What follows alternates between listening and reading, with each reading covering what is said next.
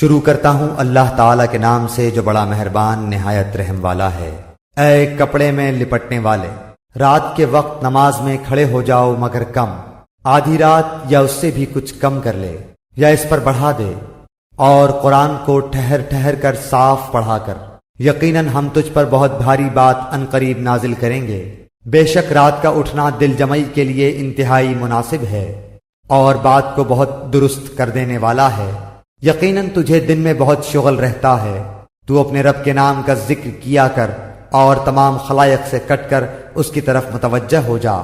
مشرق و مغرب کا پروردگار جس کے سوا کوئی معبود نہیں، تو اسی کو اپنا کارساز بنا لے، اور جو کچھ وہ کہیں تو سہتا رہ اور وزاداری کے ساتھ ان سے الگ تھلگ رہ، اور مجھے اور ان جھٹلانے والے آسودہ حال لوگوں کو چھوڑ دے اور انہیں ذرا سی مہلت دے۔ یقیناً ہمارے ہاں سخت بیڑیاں ہیں اور سلگتی ہوئی جہنم ہے، اور حلق میں اٹکنے والا کھانا ہے اور درد دینے والا عذاب ہے۔ جس دن زمین اور پہاڑ تھر تھرا جائیں گے اور پہاڑ مثل بھربھری ریت کے ٹیلوں کے ہو جائیں گے۔ بے شک ہم نے تمہاری طرف بھی تم پر گواہی دینے والا رسول بھیج دیا ہے، جیسے کہ ہم نے فرعون کے پاس رسول بھیجا تھا، تو فرعون نے اس رسول کی نافرمانی کی تو ہم نے اسے سخت وبال کی پکڑ میں پکڑ لیا۔ تم اگر کافر رہے تو اس دن کیسے پناہ پاؤ گے جو دن بچوں کو بوڑھا کر دے گا، جس دن آسمان پھٹ جائے گا۔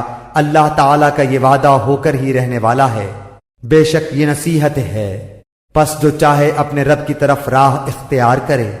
آپ کا رب بخوبی جانتا ہے کہ آپ اور آپ کے ساتھ کے لوگوں کی ایک جماعت قریب 2/3 رات کے اور آدھی رات کے 1/4 رات کے تہجد پڑتی ہے، اور رات دن کا پورا اندازہ اللہ تعالیٰ کو ہی ہے۔